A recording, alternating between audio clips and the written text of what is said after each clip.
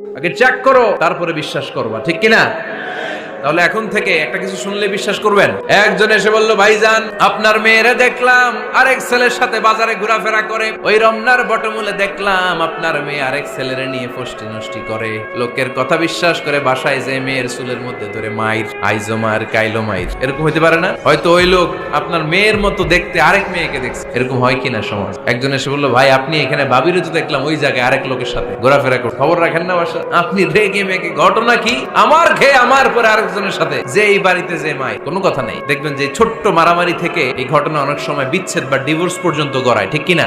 ওই যে শোনা কথায় কান ফাতা পাইউন, আপনি চেক করেন না। হয়তো আপনার স্ত্রীর মতো দেখতে বা আপনার স্ত্রী যে জামা পরে, যে পোশাক পরে, এরকম পোশাক পরে আরেক নারীকে দেখছে, আপনার বউ না এটা। আপনার মেয়ের ব্যাপারে যে তথ্য দিয়েছে এটা সঠিক নয়, সে আপনার মেয়ের মতো আরেকটা মেয়েকে দেখে এসে আপনার কাছে বলে দিছে, আপনিও বিশ্বাস করছেন। ভেজাল আছে না নাই? এই ভেজালগুলোকে থামানোর জন্য কোরআনে এই বিধানগুলো নাজিল করেছে কে?